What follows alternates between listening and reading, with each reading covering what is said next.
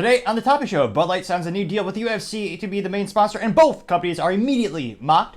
UAW Strike is being controlled by career socialists, while the UAW president, Shawn Fain, makes $350,000 per year while wearing a shirt that says, "Eat the Rich." Stellantis will lay off an additional 535 employees due to the UAW strike. Bud Light Polish fines 65% would rather cut off their arm than drink a Bud Light. Disney reveals ESPN is their crown jewel for profit, but it's been crumbling away. The Dodge Charger new model will have a 6-cylinder option, but no option for a stick shift or a third pedal, also known as how every car should be by default. Spotify beats earning expectations in spite of a price hike. Nvidia to enter the PC market and challenge Intel. All that and much more on The Topping Show.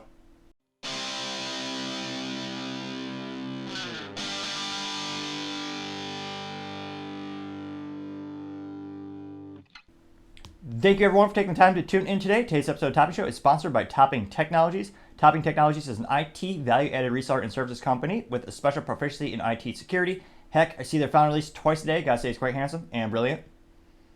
He's me, you see, that's the joke. If you're an IT leader or a business owner, you reach the team at sales@toppingtechnologies.com. Also trying to get to 4,000 subscribers by the end of October, so if you click that button, I'd greatly appreciate it. Now going over to the business part of the podcast, you have the Dodge Charger. Turns out it will get a 6-cylinder engine, but no manual transmission, as every car should have by default. Though I guess it's better than them going full EV. Now, of course, they will still have the full EV version, which, again, if they know SEO or search engine optimization or marketing at all, they would know how terrible it is to call their EV charger a charger, since if you look up EV charger, either they will have to pay a lot to be one of the first results in Google or Brave, whatever search engine you prefer. But just think, if you search the internet for EV charger or charger EV, you're not going to get this stupid vehicle. You're going to get a myriad of other products that are very similar in name. So I know most companies aren't great at advertising, but perhaps they listen to some of the customers. For years, Chrysler was the embodiment, and Chrysler, they own Dodge. Of course, they went bankrupt so bad in 2009, they were bought out by Fiat, now called Stellantis, being the parent company. But they used to be the embodiment of listening to the consumers. They had the Charger and the Challenger with a V8, even having a stick shift, also known as a third pedal manual transmission, what every car should have by default. It was brilliant engineering.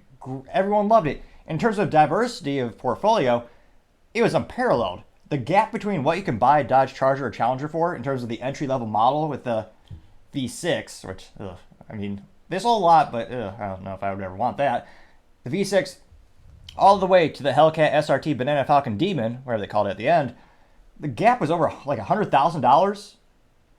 It was a huge offering. You can get whatever you like. The fact that there's not a song parody or a commercial with the automotive company showing the brands, the vehicles they have, with the TI song, whatever you like, to emphasize the amount of options you have to choose from is beyond me. But again, perhaps they just need to hire me for marketing or advertising. But nevertheless, this comes thanks to an article on Jalopnik, which purportedly is an automotive blog.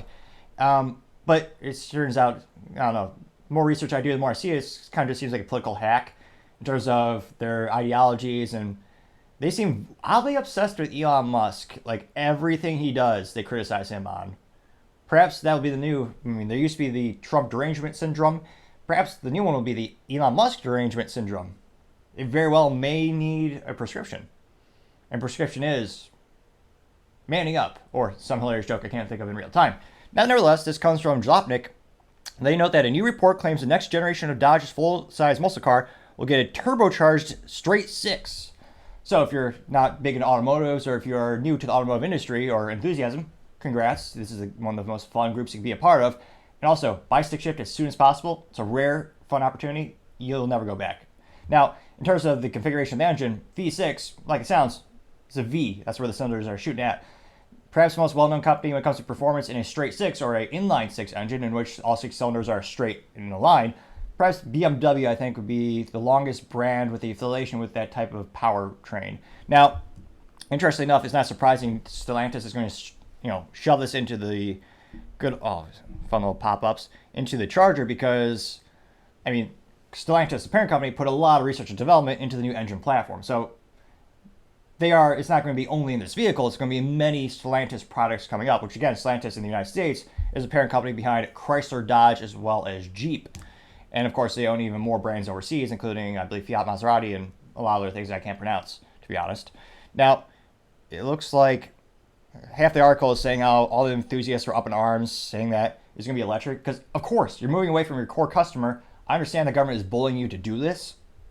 But in terms of what people want when it comes to the Challenger and the Charger, they love the V8, the pure, raw beautifulness that is American muscle, albeit assembled in Canada for the most part, including the Camaro. But nevertheless, the consumers loved it. In terms of value, bang for your buck, gaining horsepower, it was a great thing. If I had an unlimited budget, I would love to have a large displacement vehicle. Subsequently, I really do. It's on the vision board. Someday, if I work hard enough, I will get one with a stick shift. Subsequently, right now, I'm driving my Honda, which I love. It's a great vehicle, but inline four, got the stick shift, so it is fun, but there's something a little lacking when you go on the track and it's a straight line and the instructor's telling you go pedal to the metal, go all the way, and you're like, it is. It's got 205 horsepower, maybe 206 after the air intake, but nevertheless. So you have this brand going against the whole community and the consumers who love the V8s they were making, and everyone was pissed it's going to be electric. And the puns are ridiculous. They're actually thinking of having engine sounds coming out of speakers. It's comical and ridiculous to say the least. Now, it looks like this article actually references another article by The Drive, and they confirm that it will have a gas engine, just won't be the V8. Confirmation comes from a source that has insider information from a Dodge supplier who agreed to share information of the condition to remain anonymous. The source confirmed that the Charger will be getting a version of the brand's Hurricane straight-stitch engine in addition to the electric powerplane. Now, they are saying, quote, they're keeping gasoline engines. The official design for the vehicle platform is LB, and it will have a new GME T6 Hurricane inline 6 in rear-wheel drive and all-wheel drive configuration. It will be using a Stellantis Gen 4 transmission that's rolling out of the Mack Assembly in Jefferson North Assembly in Toledo North. Also known as an automatic transmission, also known as get ready to yawn, because they'll have paddle shifters, which, again, just Americans, they can use the exercise, presumably. The clutch is a great way to get a couple extra calories burnt off. You gotta slam that thing every once in a while. And also, I would argue, builds character is best enjoyment possible, and you also can't text drive or eat 50 million donuts while driving, which is perhaps why many Americans don't want it. But nevertheless, The Drive pointed out that Dodge's hyped EV transition suggested that the era of gas-powered motors come to the end. I mean, it's so sad. Dodge CEO Tim Kuniskis admitted that the platform next generation could handle both gas and electric powertrains, but maintained that gas power wasn't in the cards. So what changed? Well, yeah, I was going to say what changed is they saw the writing on the walls where every consumer, there's 10 people who wanted this product to be full electric. And it's so disappointing in terms of a brand loyalty. The previous CEO of Dodge years ago said, yeah, we will always have the V8. We know what our consumers want. We make fun, loud cars. We know our consumers. We're going to make what they want. And unfortunately, like many companies, they've acquiesced to government bullying and some people who just don't want other people to have fun. Now, it looks like the twin-turbo engine, they're already taken it out of the twin-turbo engine has already replaced the 6.4-liter V8 in the Grand Wagoneer. So So they're already ruining that vehicle platform as well. I don't know if you would spend six figures for a luxury SUV with a straight six as opposed to a good old V8. That'll be interesting as well. But a little silver lining. So I can only really hope the aftermarket community, and again, the beautiful thing about engineering, and if you have enough money, engineers can do magical things. They're awesome. I mean, mechanical engineers fascinate me in terms of the things they can put together. I can't help it if I was extremely extravagant or very well off fiscally speaking. I really hope someone in the aftermarket community makes a manual transmission for this vehicle. I know the cost ROI probably wouldn't be there for that one person to do it one time, but just to show it can be done and just for the smiles per gallon, I think that'd be pretty cool. And again, in terms of offering a unique experience for consumers, manual transmission is brilliant because more and more companies are giving up on it. The number of manufacturers offering it is less and less every year. And by the volume of sales, I understand sticks aren't the greatest volume in the United States for sales, but they are actually increasing. And ironically, in part, in thanks to Gen Z buying patterns, which is ironic because a lot of people thought they were the detriment to manual transmission. They're actually buying it at higher rates than other demographics currently. So it's still under 2% of new vehicles sold in the United States every year new are with a stick shift. But if you are one of the few companies offering it, that's extra value add. Like Porsche. If you want a sports car with a stick shift, you just have one choice. It's Porsche. You want the new Camaro? No. GM's going to turn into a four-door EV. New Corvette?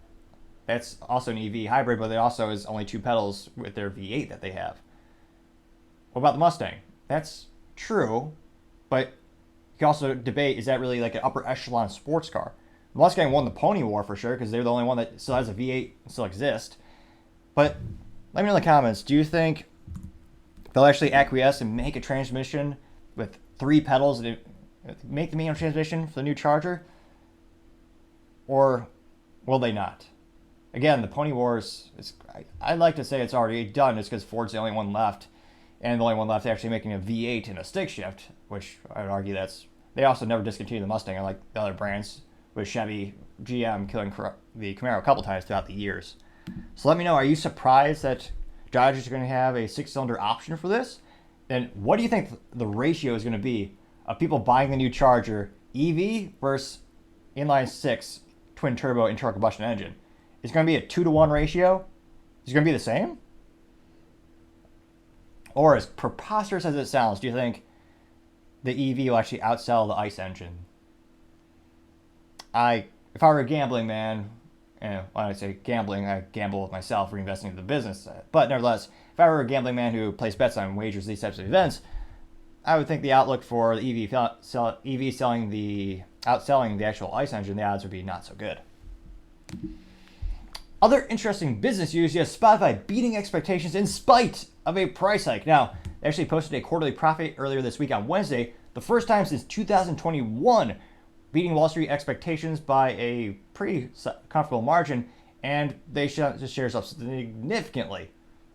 It looks like they also notched a 16% year-over-year bump in Spotify premium subscribers, despite raising the monthly fees last July earlier this year, which was actually, I believe, the first price hike in the U.S. And I can't fathom, I'm actually pretty impressed with this, just because most anecdotal experience, most people I know these days are trying to tighten their belt, try to trim back on frivolous spending or not essential spending. And Spotify Premium is certainly the definition of a premium product you don't need, especially because they have the free version, it just has advertisements in. And depending on how much you hate advertisements, you can either mute it or just fast forward. So I'm actually fascinated to hear that more and more people are buying Spotify Premium, and I wonder what the long-term track is going to be for Spotify. I mean, this is in spite, they also, partially the reason that they increased their overall outlook and Wall Street is so happy is they not just increase their sales, but they decrease their costs as well. Now, specifically, they cut about 600 employees earlier this year, as well as spending cuts with the podcasting units they produced in terms of the actual facilities. They spent a little over $140 million on 2 studios, which, depending on the size and complexity of the studio, is ridiculous, especially for podcasting. Part of the fascinating, organic, homegrown feel when you entertain a podcast is that each creator has his own environment. It's usually at a place they create, either at their house or their warehouse. It's kind of part of their persona, so to say. And, from anecdotal experience here, I don't rent out a professional studio. This is just my everyday office. So in front of me, I just have my IT, I got my laptop, got my monitors, got another monitor and another monitor. You can never have too many, really. And it's just kind of, I think it's more authentic. So I actually don't even know how much demand there is for a professional podcast studio. Depending on the use case, it might actually feel less authentic and the consumers might not even appreciate it when it comes to kind of making a copy paste like a traditional news studio. Well, let me know in the comments. Do you think that would be a variable people care about when it comes to consuming podcasts? But nevertheless, they spent about $140 million on 2 studios, and subsequently, I believe, looks like they sold it off. So it'll be interesting to see, how long until Spotify becomes a real juggernaut? And I say real juggernaut in terms of how many podcast platforms or providers will really be left at the end of the day. Earlier this year, we saw Stitcher. They closed down completely after they were recently acquired, I believe, by the parent Sirius XM Radio, which is already a combination of 2 companies to begin with that acquisition years ago. So it'll be interesting to see how many people continue to buy Spotify Premium, which, yes, fun reminder, this show is also on Spotify. So let me know in the comments, do you already pay for Spotify Premium? And if you don't, is that something you'll probably increase in the next couple of months? It'll be interesting to see, but as I always say, time shall tell. Other interesting business news, you have Nvidia to make PC chips in a new attempt to rival Intel, which is going to be a fantastic battle of informational technology. Nvidia has basically, I don't know if they necessarily created, well, you could debate if they actually created the graphics design or graphic chip manufacturer segment, but they sure as hell perfected it. Now, if you need a new chip for your computer, or rather a new graphics card for your computer, odds are it's in Nvidia. When I built the podcast PC, or my editing PC, where I actually edit these in addition to the interview podcast I host, some of the episodes, between 10 and, if it's an interview with the high resolution cameras, 756 gigs for about 1 hour show. And when it comes to looking at graphics cards, there's really one company out there who makes the best. Now, interestingly enough, I say make, they're, I think, most well known for the design and architecture in which they will create it in-house and then they will license it. So in my particular case, I actually got a Gigabyte graphics card, which Gigabyte is a manufacturer, and they basically pay a license to Nvidia, who designed it, which in terms of a profit margins as a company is even better for Nvidia because they get the benefit without having to have that huge cost of manufacturing it.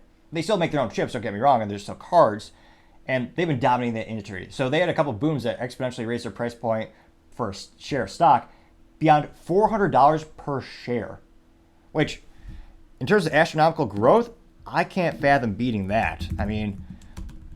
Again, stock changes on a near minute basis. As of the recording of this episode, is $417.70 per share with a market cap of $1.03 trillion, which is a huge feat in and of itself. There's less than 15 businesses currently around who have passed that $1 trillion mark. Perhaps the most famous one known that everyone likes is Apple. They passed $1 trillion, then recently they actually passed $3 trillion, which is a huge accomplishment in and of itself. Now, when it comes to in the past 5 years, Nvidia, their stock's gone up 742%, which, gosh dang, hindsight's always 20/20 when it comes to stock investments or many things in life. But geez Louise, if I was more active in gambling on other people, I would definitely have bought their stock. In the past year, it's gone up 214%. They started at $132 a share, which at the time I thought that was a huge amount of money relative to the stock, and now it's at $417. So needless to say, they were wildly successful. They've had a couple booms help the company as well in terms of culture and industry trends. When it comes to the Bitcoin mining, you need a really good graphics card to do that. They're the de facto industry leader, so a lot of people purchase those. And with AI, that's a whole nother application. So there's a lot of industry trends that are exponentially helping this company grow and develop. Now, interestingly enough, when it comes to the processing power that you and I perhaps know best, the most popular one for mobile devices is Qualcomm. I believe the Snapdragon, I forget the model number, but that's probably the one that people have the most experience with when it comes to hands-on. When it comes to a computer that you use, as long as you're not using an Apple, which makes their own, most common one, bar none, when it comes to a processor for your computer, is going to be Intel. They've been around, since the beginning of time, or so it seems. Now, the only really other competitor to Intel is AMD, which they've done great, especially in data centers. That's where your information is actually, remember, there's no such thing as a cloud, it's just someone else's computer. That's where all your information is actually stored, in a good old data center somewhere on a server where they actually has a good old little processors on there. And rudimentary speaking, just simply put, it's very similar to your laptop, just a little bit more stronger, different architecture, all that kind of stuff. Now, interestingly enough, those two companies have majority market share, and Nvidia, they want to enter that market. Now, specifically, they want to market ARM-based PC chips and challenge Intel. Now, it looks like, let's see here. This is coming from an article in Reuters, and of course, they know how Nvidia already dominates the market for the AI computing chips. And now this is Intel's bread and butter. They decided they're going to go after them. Now it looks like Nvidia's been quietly designing a central processing unit, CPUs, that would run Microsoft's Windows operating system and use technology from ARM Holdings, ARM Holdings, to people with the matter familiar with, were telling Reuters. Now they claim that Nvidia and AMD could See, Advanced Micro Devices, AMD, also plans to make chips for PCs with ARM technology, according to two people familiar with matter. Nvidia and AMD could sell PC chips as soon as 2025. People familiar with matter said Nvidia and AMD will join Qualcomm, which has been making ARM-based chips for laptops since 2016. And they said at an event on Tuesday that they attended Microsoft executives, including VP of Windows and Devices Pavan. Qualcomm plans to reveal more details about the flagship team, and that a team of ex-Apple engineers designed, according to someone familiar with matter. And of course, the stock went up exponentially as well. So it'd be interesting to see. I'm not sure about I think in terms of consumer products, the profit margins probably are not going to be as good as the traditional products they have been making. But in terms of dominating the industry and becoming even larger than most tech companies can ever possibly fathom, it'll be interesting to see how quickly they can realistically get the product to market. And in that case, how quickly will it be adapted? How quickly until the companies like Dell and Hewlett Packard and Lenovo, what are those buyers going to do when they evaluate this new technology as they're trying to plan out for the future, take into account customer demands, and what type of things are we going to be doing on our laptops in the next coming years? It'll be fascinating to see, but as I always say, time shall tell. Now going over to the culture podcast, you have Bud Light buys into being the UFC sponsor in 2024 via a tweet announcement, and both companies are immediately ratioed, as the youth might say. Now, specifically, they actually have a little text tweet before the actual picture in which Bud Light says, quote, "We're proud to announce that starting in 2024, we'll once again be the official beer sponsor of the UFC." And the picture is someone opening a Bud Light. Interestingly enough, the beer is getting onto the person's hand. However, I do not see any signs of abrasion or skin melting off, which has been a not unsubstantiated rumor. If you drink Bud Light, there are many side effects. I can only imagine. I can't fathom. I perhaps would not even dare. But interestingly enough, the person does not appear to be, dying. Now it says, "We're back," and it's got the UFC logo. Ooh. Right next to the Bud Light. It looks like the OC logo is in Bud Light blue. Which, again, when you're looking at talking about the business blunder of the century, we'll cover the topic in nauseum during the business blunder of the podcast later today. But in terms of this specific instance where we're talking about the tweet, it got 234,000 views and 612 likes, which presumably is from all 612 people who still work at Anheuser-Busch InBev. Now, in terms of a percentage of how many people who like it saw it, I know public schools, their test scores are at all-time low. I mean, math, history, science, even the ACT scores at a 32-year low, but the teachers' unions say they deserve raises. Interesting. Now, that being said, we'll do a little bit of fun math here today and provide more value than some public schools. Not all, but some. So we're going to take 612 people who saw it and divide it by 234,000. That gives us a number of 0.002615. However, let's turn it into a percentage. We're going to multiply that by 100, which means 0.2615 people who viewed this post clicked the like button, also known as not a great ratio. If you feel so inclined, you can actually round out. So we'll just say it's 2.2615, we'll say 0.26, which is a good rule of thumb. Now, I wonder what the comments will be. I mean, Bud Light, they certainly know their customers. They must be doing something right. I mean, perhaps this shtick will work. People will embrace this, and it'll be wildly successful beyond our possible comprehension. I wouldn't gamble on it, but let's dive in and see what the responses look like. Dear God, a real response is positive? We shall have to investigate. Somebody named of Beach Bum, which gets an F for marketing. They neither show the beach nor a bum. They show a monkey. Now, this person says, quote, "We love to see this." And they actually, poor son of a bitch. Pardon the French. But they actually tagged Dana White, which, again, I'm shocked I'm pretty shocked he actually had. It'd be interesting to see how much of a part he played in this approval, but I'm shocked this happened for a myriad of reasons. Now, that got 10 likes. And Bud Light responded saying it's good to be back. They got 21 likes. Really? Let's look at this beach bum who Instead of an F, I give them a D plus for marketing. Their profile picture, the landscape on their profile picture for LinkedIn, or not LinkedIn, I was going to say Diet LinkedIn, also known as Twitter, it is of a beach. A little redemption, not much. Now, this person has 1,990 followers, though quality over quantity. I think my 300 are much better than his. Now, looks like he retweeted something for basketball, a painting, okay. Sports ball stuff. Beatles album. All right, so I'll be damned. It's a real person. Well, I don't really know much about their character. However, it appears to actually have some thoughts. I'll be damned. All right, so that's one real response. Dolores Adriel, or Adair, this person says, yes, as it should be. We're so glad you'll be sponsoring UFC again. Does this person get paid from the UFC? Let's explore. This person's profile has 572 followers.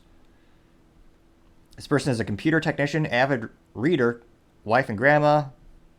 Interesting. And we found... What the hell? A giveaway. Wow, what's a nice way of someone who does something for a very low price? I'll let you in the comments take that away. But nevertheless, this person perhaps is not technically a robot, but in terms of mental capacity and personality, maybe emulates a robot, pun moderately intended using the word emulate. Now, I say that because all of these posts from this person are for giveaways and reposts. For if you repost this, we'll give you a chance to win some stupid gift card. So, in terms of being a real Bud Light fan, I would say not so much. Now, some of the more interesting real comments. Someone by the name of 8 Notables. Now, this person simply said one word. Nah. Unquote. That person got 65 likes simply saying, nah. Charlie Kreskin said, quote, I was going to say, I don't know if it's certainly not medically tested, but if you click the subscribe button, it might help with my stuttering. It's not a Mayo Clinic test. We don't know about that. However, it might help if you click that button there or there. I don't know what phone orientation you have or how your computer orientation or your mind orientation is, but nevertheless, it should be somewhere on the screen, presumably. Now, Mr. Charlie Kreskin said, quote, virtue signaling is what got you in this mess in the first place. You clowns will never learn, unquote. Additionally, this person did use a clown face and a smiley laughy emoji. That person got 135 likes. Someone by the name of Julia says, rest in peace, UFC, getting 17 likes. Shoulder to the Stone says, quote, I thought this was a joke. I guess the UFC will do anything to grow, but I won't be part of it. UFC 294 was my last PPV buy. What a shame it will bring fans away from the product. Plus, Modelo is actually a good beer, unquote. Getting 133 likes. One of the most popular responses comes from Brad Morgan saying, quote, will Dylan be the ring girl, quote unquote. Quote within a quote unquote. And this person has a picture in which you have Dylan Mulvaney holding the iconic Bud Light can, well, now infamous Bud Light can, with a UFC hat tilted on the top of Dylan's head. And of course, the hat's brim is not even curved. So I think the youth might call that hip, I believe. That got 252 likes. John Michael Gilbson says, just plainly enough, this person says, quote, please go away. 179 likes. Someone named JL says, haha, no, getting 160 likes. His shadow saying, quote, so I'm guessing it's bring your own bag to UFC events. No way I'd ever drink a Bud Light, unquote, getting 103 likes. Pascal says, quote, no more UFC, unquote, getting 114 likes. Darth Dividend on YouTube saying, quote, it will take years to fix your reputation. This won't help, unquote. 233 likes. Biggest Dickus saying, quote, but aren't you that trans beer, unquote, getting 376 likes. Someone else says, breaking news, UFC has gone woke. And they also have pictures generated by AI in which you have Dana White surrounded by copious amounts of beer cans and money. Got 50 likes. Mike the Diver saying, quote, I hear it only cost you $100 million to get that back and still no one will be drinking that garbage juice, unquote. getting 139 likes. Though, in full transparency, it technically is not juice. It's more of a infected pond water, be a more appropriate metaphor. It is not a juice. Nevertheless, just a full transparency. Christopher says, quote, "It won't help, too little, too late," unquote, getting 155 likes.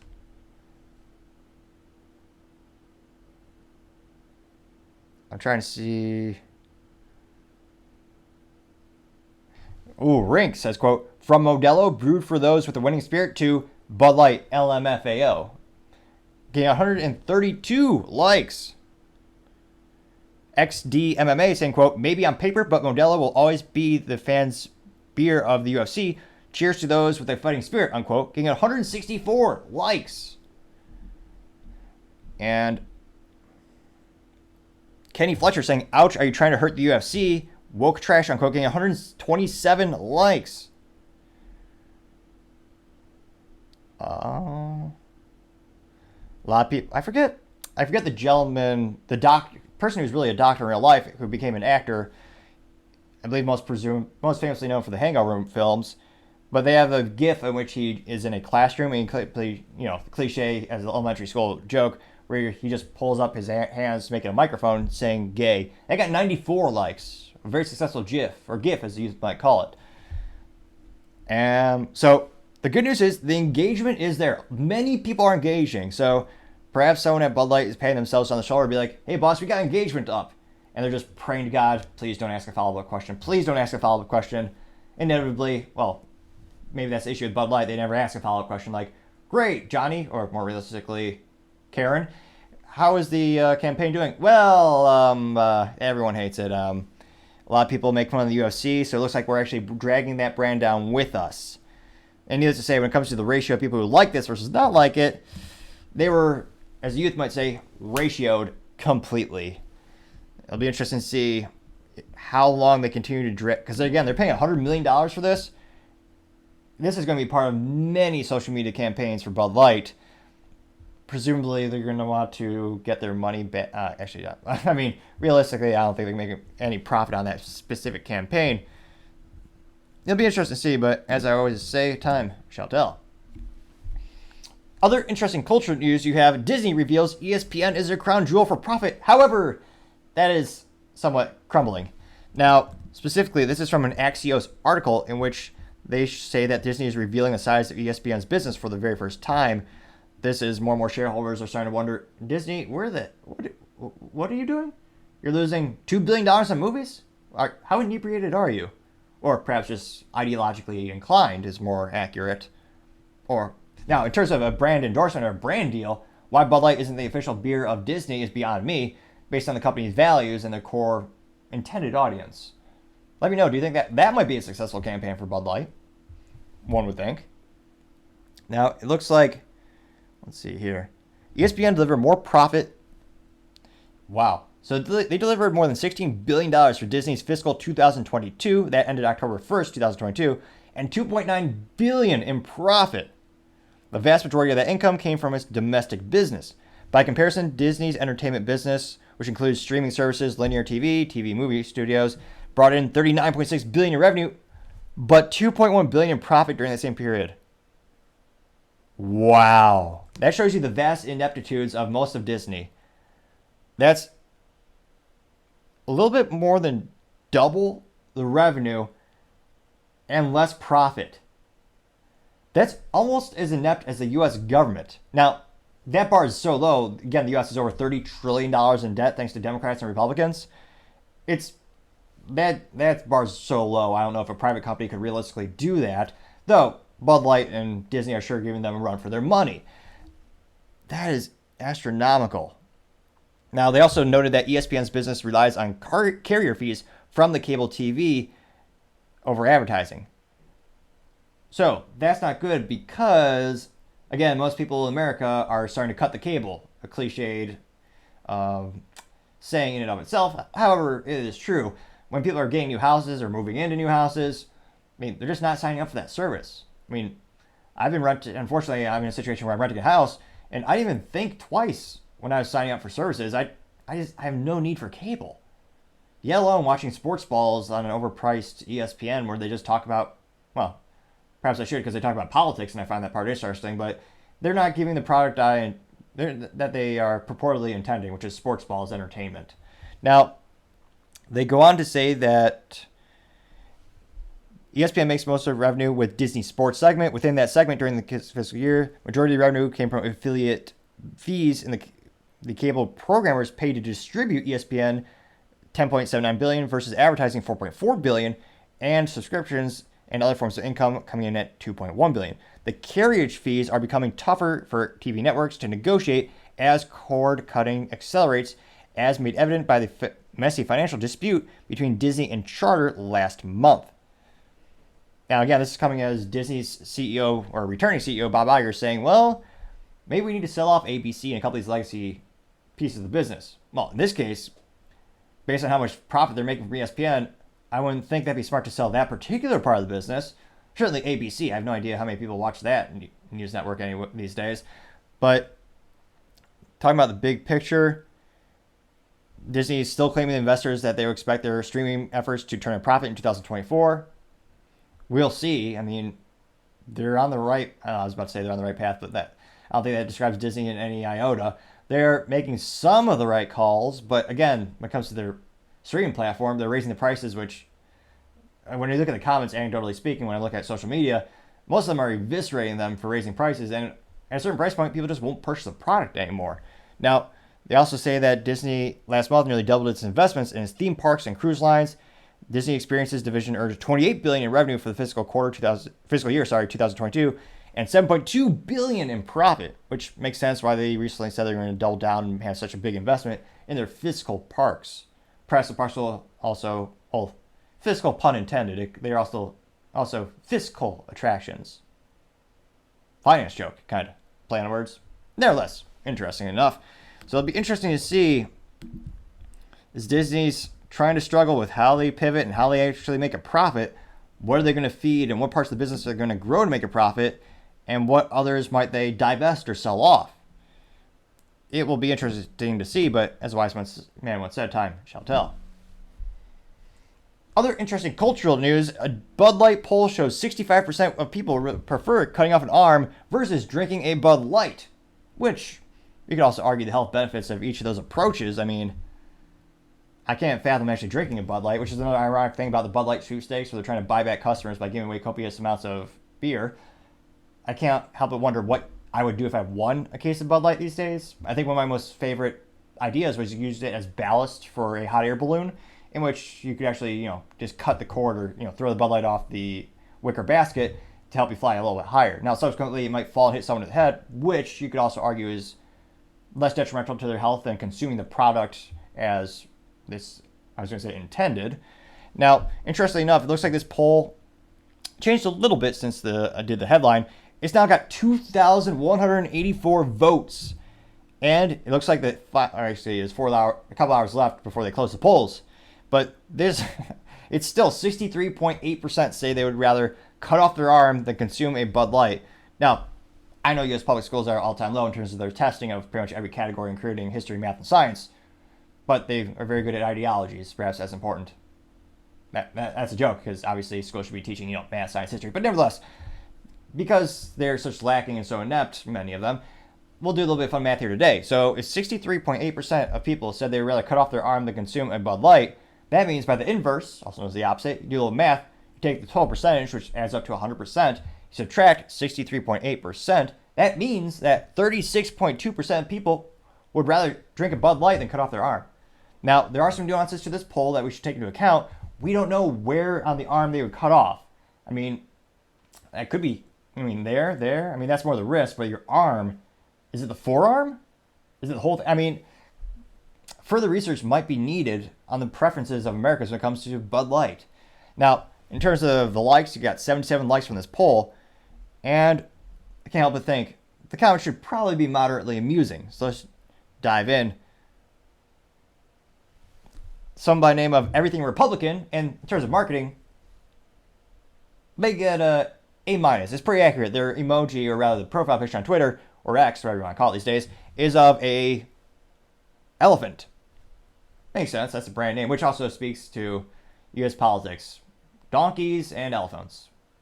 Majestic creatures. Really? Nevertheless. Now, everything Republican says, quote, the arm can be sewn back. The Bud Light, though, that's forever, unquote. This person got 13 likes. Birds of Accord says, quote, I mean, I could always spit it out, unquote. Got 2 likes. Let's see here.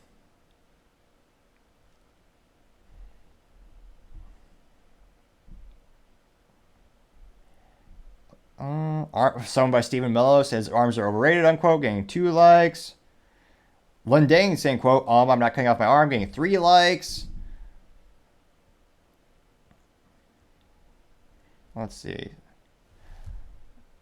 Some by the name of Glitch Daddy saying, quote, I want to know who all is saying they'd rather cut off their arm.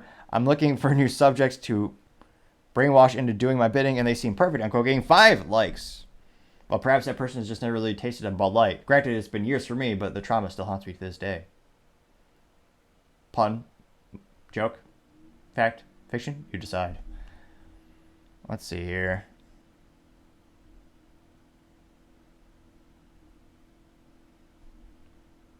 Looks like overwhelmingly. You should ask the question, what would you do? Would you rather consume a Bud Light or chop off your arm? 2 equally horrific options. I shudder just imagining either one of them. Now, going over to the political part of the podcast, you have Stellantis, also known as Chrysler, will lay off 525 additional employees due to the ongoing UAW strike.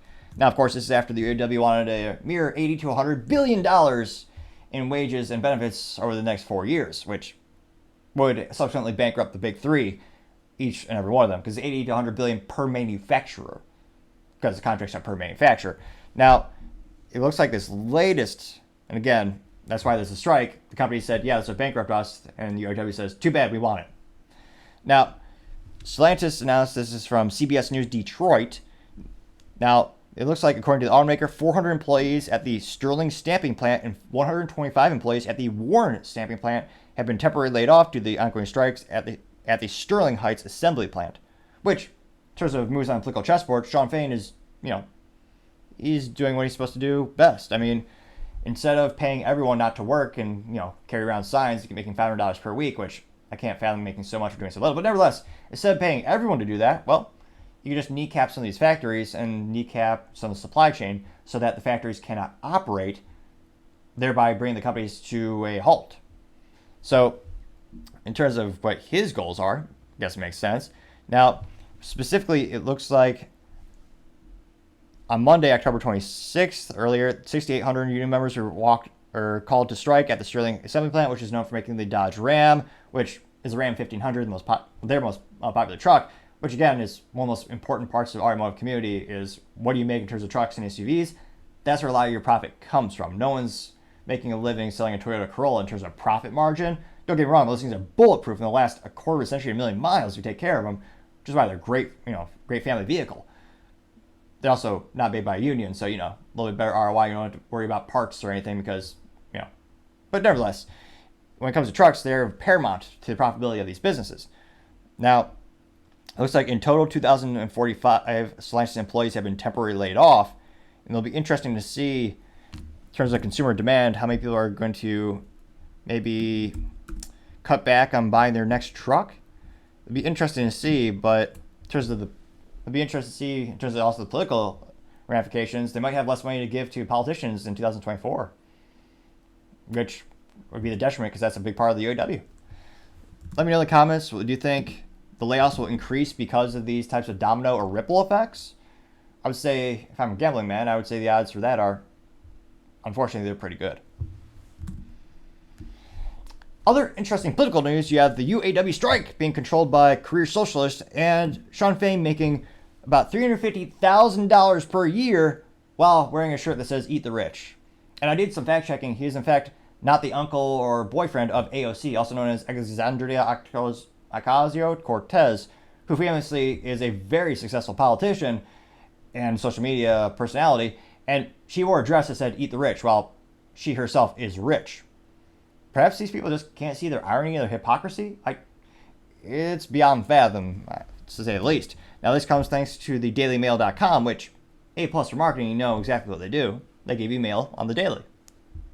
Makes sense. Now, this is coming from their writer by Louis Pennick saying, quote, career socialist activists are pulling the strings on the UAW strike that cost the economy $7.7 billion and claimed 6,000 jobs. Eat the Rich union leader on $350,000 salary is being advised by hardcore left-wingers who want class warfare, unquote. Which makes sense. We've been covering the Shawn Fain interviews or the live streams since the inception of the UAW strike, and the vernacular he uses is a political vernacular. And granted, maybe would say maybe would say his career is basically a glorified divorce attorney to create conflict between the two groups, and that's how he profits and, I was going to say, proves the justification for their existence. But it'll be interesting to see, who are these politicians? Well, you probably know many of them.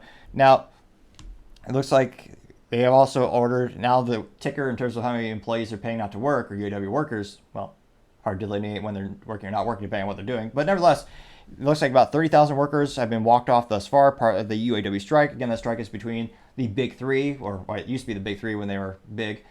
Don't get me wrong, they still are, but they used to be darn near monopoly in terms of global market share. But you had Ford, General Motors, and Stellantis. Used to be Chrysler, but they went bankrupt so bad in 2009, partially because of the union, that they were bought out by Fiat in Europe, and that company, holding company, became a holding company, rebranded itself to Stellantis recently. Now, in terms of specific, some of Shawn Fain's closest advisors, and remember, he's the elected president of the United Auto Workers. Now, some of his close advisors, cynically termed New York intellectuals by critics, have little or no experience on factory floors or as UAW members, which, I mean, again, it makes sense. They're politicians. But nevertheless, let's see here. And they sources which knowledge of the auto worker contract negotiations claim that the advisors do not have the workers' best interests at heart. Which, again, that makes them the perfect metaphor. Well, no, they just are politicians. They're just doing what they want for themselves. Which, hilariously, you see the same group of politicians say, oh yeah, we care about the little guy, but they have the policies that actually destroy the middle class, they destroy the lower income. Perverse incentives are terrible. But nevertheless, getting back to the actual article. Now, the strikes could run a lot of weeks, and some analysts are saying they cost the U.S. economy $7.7 billion, according to some analysts. Many union members who are earning, interesting how they're framing this, they're saying they're earning just $500 per week. You're getting $500 per week to stand there with a sign and a t-shirt? That's a pretty good deal, if you ask me. You know, back in my day, earlier in my career, I made a lot less for doing a lot more work. And since I'm self-employed, depending on how the business is doing, I would argue, some weeks are like that too. It's one of the variables when you have a small business is you control your own fate, and some, the highs and lows roller coaster. But nevertheless, it looks like Shawn Fain, who is 54, was narrowly elected as UAW president in March and was paid around $350,000 by the union last year. And he's carved out the reputation as a revolutionary leader. There is ambitious demands and appearances at rallies while wearing a t-shirt that says, eat the rich.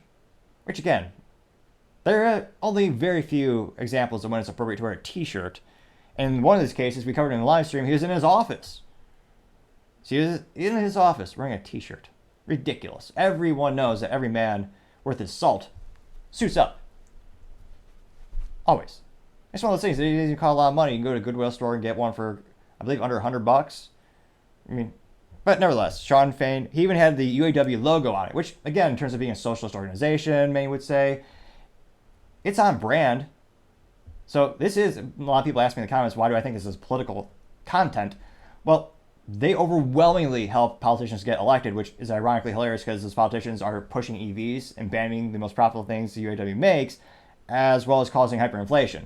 So, ironic and hilarious, they're causing the things they complain about the most. And yeah, he has Eat the Rich on a UAW branded t-shirt, which, again, for marketing makes sense. He's a politician doing what politicians do. I also am starting to think the average union member may start to realize perhaps he doesn't have their best intentions at heart. Perhaps they're asking so much, it very well may bankrupt the companies again. Because again, GM and Chrysler went bankrupt in 2009 in part because of the high absorbent cost of the unions. Not just the cost of paying someone $75 to put a tire on a car, which is ridiculous. In full transparency, that is a mixture of their actual cash wages as well as the myriad of benefits they get. But that's just not industry competitive and also just ridiculous. Now, in terms of this actual article, you have, of course, they say that the mastermind behind Fain's approach is believed to be his de facto in chief, Chris Brooks, who's pictured here left, with Bernie Sanders, who has never contributed anything to society because he's been a leech just pushing for socialism. I don't believe he's ever created a job or really done any really true work in his life, just leeching off others who work for a living, which is perhaps the best metaphor for socialism. Now, he has been nicknamed Shawn's brain for his influence over the UAW leader. Now, they say that controversy around his leadership began weeks before he was elected, when he suddenly fired a team of his closest advisors, including several veterans of the union and auto industry, and surrounded himself with social activists. Some have made careers out of socialist activism with their previous roles as writers, commenters, and members of Bernie's 2020 presidential campaign. Some critics have termed them carnies for apparently jumping from organizations to push their hard-left agenda, then move on. It's an interesting nickname. I'll go with it. Leaked private messages and strategy documents written by members of Fain's inner circle reveal their goal is to launch unprecedented strike action, keep car companies wounded for months, and purge union staff who don't agree with their radical approach. Which, I was going to say, another perfect example of socialism. Purge everyone who is not the same as you. Now, Fain has also deployed a new approach in the industrial action by gradually increasing the number of union members on strike rather than calling out for a full walkout immediately. The mastermind behind Fain's approach is believed to be his de facto in chief, Chris Brooks, 39. Again, he's nicknamed Fain's brain, which I was going to say any substitute perhaps is better. I don't know. Now, Brooks, who often sits behind Fain at negotiations with the Big Three, is a left-wing journalist, activist, and one-time member of the Bread and Roses caucus of the Marxist organization within the Democratic Socialists of America. The DSA recently drew fierce criticism for allegedly sympathy some members towards Hamas. I was going to say, the beautiful thing about free speech is that the more speech you allow, the more you know someone. Which is why I'm always an advocate of, yes, let everyone speak, then you'll know their true intentions. Now, it looks like a labor study graduate. Brooks was previously a field director of News Guide of New York and wrote for Labor Notes and other left-wing publications. Which, again, there's such thing as a labor studies graduate. Ridiculous, to say the least. And people wonder why they're in so much debt. Let's see here. Another recent recruit, UWA Communications Director Jonah Furman, joined after a stint as an organizer for Bernie Sanders' 2020 presidential campaign. Furman, who drafts media statements for Fain, has been referred to as the shadow president of Jonah by activists. Fain is also flanked by negotiations Benjamin Dictor, a lawyer who serves as the union's outside counsel. Dictor describes himself on Twitter as an aspiring conciliary to the working class, making my mob metaphor all more apt. Let's see here. Lawyer serves as dictator. So is anyone really surprised? Let's see. Late transition. Yeah, Leach transition plan written by Brooks after Shane's election outlines his vision for the complete rebranding of the union, defined by the best contract campaign in Big Three has seen since 1946. Everything we do, quote this from Brooks, quote, everything we do at every stage must be reinforcing the message there is a new sheriff in town. Heads are going to be spinning and how fast things are going to change, unquote. We have a new story. We have to tell a story of the new UAW, rather. Reformers are reviving the original vision of the UAW as a force of racial justice and rank and file power. We still have the power to shut down industry and blah, blah. And that power has solely bypassed leaders, it adds. So, I don't want to say I told you so or it makes sense now, but yeah, it kind of makes sense now. I mean, all the rhetoric, all the vernacular that Shawn Fain's been doing, turns out perhaps the puppet had different strings all along, or rather, someone else is pulling, some puppet metaphor should be inserted, for sure. Now, it would be interesting to see, do the regular union members really start to see through this and see their true colors? As Shawn Fain, again, making $350,000 per year while wearing a shirt that says "Eat the Rich" and asking for demands that would literally bankrupt the Big Three again. Although, for clarity, Ford didn't go bankrupt in 2009 like the others. They were saved by a loan that was very, in terms of timing, perfect timing when they took out the loan. Now, it'll be interesting to see. Now, in terms of the comments, let's see here. Wonder, do you think there's a lot of support for this in the comment section? this is a different, usually we talk about the YouTube comments section or the Twitter comments section. In this case, we have the Daily Mail comment section. Let's dive in. The first one, or the one that has the most likes thus far, is the Miniar Christ. Nevertheless, this person says, quote, makes $350K leached from the labor of others and wears a Eat the Rich shirt. His followers are an advanced level of naive sheep, unquote. Getting 14 likes and 0 down likes, or down votes. Unleaded 92 says, quote, it's cute that the elite pretend to care about the working class. The union members are being used by clout chasers who are seeking more power for themselves. This is an elite on elite battle, unquote. Getting 11 likes and 0 down likes. Some named Wally Bear saying, quote, hire scabs and to train the robots, F the union, unquote. Getting 12 likes and 0 down votes. Although, I should clarify, scabs is a pejorative term. I think we should call them band-aids, since that's what they do much better. Let's see here. Wally Bear also says, quote, electrician union worked on my job, 4 guys watching, 1 dude working. Main guy kept coming, asking the same questions over and over. 1 week, barely anything got done. Hired 2 private electrons. Job done in 2 days. If anyone says they're union, I do not hire them, unquote, in all caps. 13 likes and 0 down likes. Some by the name of Vincel Neal saying, quote, fire them all, move factories to right to work states, build cars, unquote. 11 likes, but 1 down like.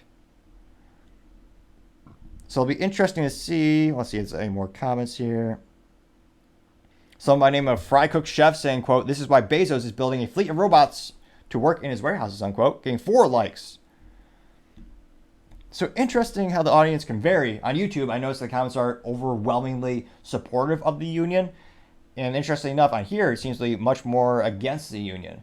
Although perhaps this video might surprise me when we will, now that people kind of know the true colors of the UAW and what they're becoming more of, perhaps, well, your opinion shift. I'd be fascinated to hear, do you still support them? Or is your support fleeting, or now are you more supportive of the big 3 who are struggling just to stay around and try to compete with Tesla, which is eating everyone's lunch and presumably their dinner too?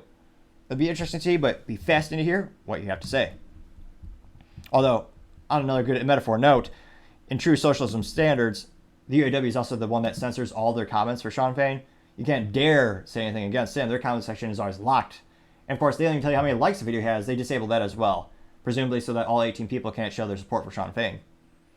So, unlike socialists or Marxists, I always believe in freedom of speech for everyone, even if I don't agree with what they are saying. Check out some of the comment section. You'll see many of the statements are fervently against me. However, because I'm an American, I actually believe, while I might not agree with what you're saying, I'll fight to the death for you to say it. I never disable my comment section on these videos. So let me know what you have to say. I'd be fascinated here.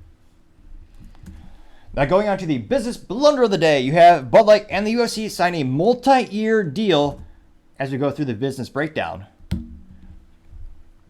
Now this comes thanks to an article on CNBC, and they specify that the deal goes into effect January 1st and comes after the brewery is a futile attempt to come back from the business blunder of the century, which was Alyssa Tigerchild, the brilliant marketing leader at Anheuser-Busch InBev, who on her LinkedIn profile is very proud of who she was, what she was, not who she was. She was proud that she was a woman, but she had that in her bio saying she's the first woman in the position at the company. And then videos of her came out where she's saying that, oh yeah, this has a fratty image, we don't like that. And of course, in true hypocritical fashion, pictures of her leaked in which she was drinking Bud Light, or presumably some type of low-quality beer, from a prophylactic, which, again, kind of shows a fratty lifestyle she was a part of. And then they thought it'd be brilliant to say, hey, even though you have to be 21 to buy our product, let's hire Dylan Mulvaney, who this person's average viewer on TikTok is about 15 years old. And in terms of cultural controversies, this person is a trans activist. And even the trans community is controversial because this person has not had the surgery, which some of them claim you do or do not need. So a controversy and a controversy and a controversy, which sure as hell actually alienated everyone, left, right, center. So they had the business blunder of the century, losing 30% of their sales on average, week over week, by dollar amount. By volume, it's usually between 26 and 27%. It's so bad, their fiscal Q2 results were $400 million just vanished. Just $40 million in sales is gone compared to the same fiscal quarter last year. And given the sales trends that we've been seeing, I don't think that trend is going to turn around anytime soon. So they're trying to think, how can we win back customers? Do we address the elephant in the room, or the Dylan Mulvaney in the room? Or do we just kind of lean into and try to do the same old thing by sponsoring sports balls events and country music shows and have cliched videos of America, which people used to believe were authentic? That debate isn't in and of itself because they're also Belgian-based now, because Anheuser-Busch is part of Anheuser-Busch InBev. And, of course, with Belgium, while they do make great rifles and presumably waffles, some people don't appreciate the fact that this American company is now part of a global business, so they're saying, well, now it's a Belgian company. Now, it looks like Bud Light, they're actually going to replace Modelo, which, again, in terms of a business strategy for Bud Light, that's their biggest competitor right now. Modelo supplanted them for the number one beer by sales. Again, Bud Light had that position for 20 years, and they thought, we got to change things up. You know what? That DEI score is pretty important. All these ESG scores, that's important. Instead of our current customer base, we're going to focus on the 20-year plan, which, again, with demographics in the United States, it might be a financial, really prudent decision, but what do you do in the interim? And is that trend going to reverse? Is that trend variable? Is that going to be a consistent trend in terms of demographic changes in the United States? And subsequently, I don't think that was really their long-term plan, because they fired many people associated with this particular marketing initiative. And again, so it caused a lot of negative short-term ramifications, and I subsequently don't think it'll get better anytime soon. Now, it looks like Modelo had been the partner of UFC since 2017. And again, I think Modelo has like a tagline or something where like the fighting spirit or something along those lines. And again, in terms of market share and protest, if you're against Anheuser-Busch InBev and you are in the United States, you can guilt-free buy a Modelo. I would suggest a Yuengling, since they're still based in the United States, owned by a family, longest brewery in existence. But in terms of Modelo, in the United States, they're part of a separate business entity known as Constellation Brands. If you're in another country and you buy a Modelo, then yes, Anheuser-Busch InBev does own it and you are helping them. So if you're partaking or not partaking in the boycott appropriately, a little bit of extra information for you. Now, the deal that they say is well into the 9 figures and is the largest mixed martial arts promotion in history. That's according to another source of the matter when they were speaking with CNBC. And there's rumors that it's about $100 million, which is a huge amount of money, don't get me wrong. Now, they say that with the deal, Anheuser-Busch is attempting to reestablish its ties to the organization to have perceived conservative. They say that UFC is more conservative, which I would probably venture to say so. There's not a lot of trophies giving out just for participating in the sport of the UFC. And you have to I know it's a rare word.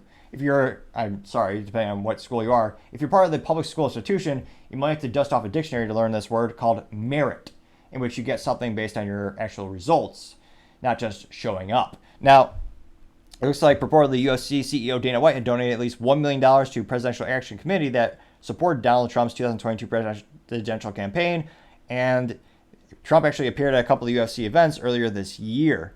Now, Anheuser-Busch apparently had teamed up with UFC all the way back to 2008, but in 2017, that was when the company actually took the deal with Modelo to be the official big sponsored beer of the actual event. And of course, I still can't believe Dana White would let this happen. Now, don't get me wrong, in terms of business, the UFC did merge with WWE, or they were bought out by each other, so now they're one corporate entity, so perhaps they just need some quick cash. And again, in terms of branding and sponsorships, it's pretty easy money. You just slap a logo on the ring and voila, you're the official beer sponsor of this particular sporting, I was going to say, instead of a sports balls game, this is more of a, more of a gladiatorial experience, or gladiator experience, some might say. Well, it's a little disappointing they don't have weapons yet. Perhaps UFC 2.0? Dana White, give me a call. I might have an idea here. But now, nevertheless, it looks like when asked for comment, Anheuser-Busch CEO Brendan Whitworth, and former CIA operative, he said, quote, Anheuser-Busch and Bud Light have always been on the cutting edge of iconic sporting moments that fans remember forever, and reuniting with the UFC is a continuation of the industry-leading legacy, unquote. Well, they certainly lead the industry by giving Dylan Mulvaney that can, with Dylan Mulvaney's face on it, celebrating what Dylan Mulvaney claimed was 365 days of womanhood. Now, that can should be in a museum in terms of historical provenance. I can't think of a marketing campaign, let me know in the comments, that has so single-handedly destroyed the reputation of a company and destroyed and eviscerated their sales. Again, in one quarter, $400 million, gone. About $28 billion in stock evaluation erased. And it's not getting better anytime soon. even if they're sponsoring this event. Now, the UFC is now again part of the new holding company called TKA Group Holdings, and they claim to reach audience of more than 700 million fans. And they claim that the partnership grants Bud Light visibility to about estimated 900 million TV households in more than 170 countries. Now, Dana White, he actually commented, a part of me almost was wondering, and again, the odds are not in my favor in terms of my theory or thought, but I almost thought he may have not had anything to do with this, or maybe it was made without his knowledge, but that was naive to say the least. He's been the face of UFC for decades. He helped turn the company around. He has business brilliance, to say the least, in terms of his accomplishments. Now, when asked for comment, he said, and again, this is Dana White, quote, Anheuser-Busch and Bud Light were UFC's original beer sponsors more than 15 years ago. I'm proud to announce we're back in business together, unquote. He continued to say, quote, there are many reasons why I choose to go with Anheuser-Busch and Bud Light, most importantly, because I feel we're very... I can't fathom what he just said, so I have to restart what his quote is. So yeah, this is Dana White, which many people perceive as an entrepreneur and a badass who stays out of politics. He wants the UFC to just be apolitical, non-controversial, just pure raw sports and merit. He doesn't do any of the race baiting stuff. He's very straightforward and articulate with his wording. And somehow these words left his mouth. So I will reset the quote. From Dana White, quote, there are many reasons why I choose to go with Anheuser-Busch and Bud Light. Most importantly, because I feel we are very aligned when it comes to our core values and what the UFC brand stands for, unquote. I mean, not just the act of the sponsorship, but that quote could be the quote blunder of the day. Let me know if you think that should be a thing. But again, historically speaking, the UFC wants to stay away from controversy. They want to build their brand. Why not take a risk on someone like a Yangling, which again is still the oldest family-owned brewery in the United States? I mean, don't get me wrong. I don't know if they have the fiscal, financial capital to allocate to such a marketing event. Again, the rumor is $100 million. That's a big chunk of change. And Anheuser-Busch, even though they have lost about 30% of their sales for the Bud Light brand in particular, for that one, Budweiser, that's about 12% down in sales. They're still a multi-billion-dollar company. And they're trying to dig their ways out of this hole. I'm so shocked. Let me know. I can't help but think this is just going to hurt both their reputations. And we talk about, if you're watching the full show, you notice that when we were talking about the particular tweet in which Bud Light announced this partnership, an overwhelming majority of the tweets were pejorative. They're all making fun of the UFC. The UFC was getting dragged down with Bud Light. And of course, many of the comments were also viscerally laughing at and ridiculing Bud Light as they continue to just ignore the elephant or the Dylan in the room.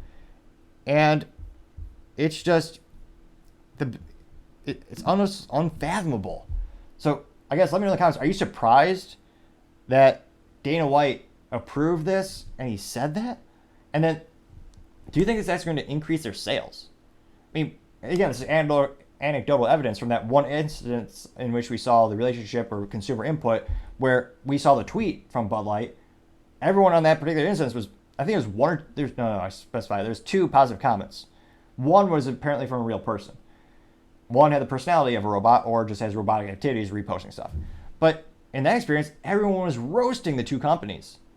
So again, in terms of a company that's, again, is supposed to stand for, being, as youth might call it, badass, or, a merit-based, uncontroversial sport of the UFC. And they chose the most controversial beer company on the planet. I mean, it's been, April 1st is when they had that business blunder of the century with Dylan Mulvaney, and it was not a joke. Well, it turned their sales into a joke. But it's those instances where, of all the brands to choose, I can't think of one that would damage their company more than this. So, needless to say, choosing Bud Light as the official beer of the UFC, that's got to be the business blunder of the day. Thank you again, everyone, for taking the time to tune in. I know we're trying to get to 4,000 subscribers by the end of October, so if you can click that button, I would greatly appreciate it. Also, leaving a comment helps me make the channel better and better with your input. Even critical feedback is highly appreciated because, as I like to say, that's how you grow the most. And also, liking the video lets me know I'm on the right track as well. Also, and lastly, don't forget to take time to tell your family, tell your friends, tell your coworkers, heck, tell your enemies, tell anyone and everyone. Just stay safe and fight the good fight.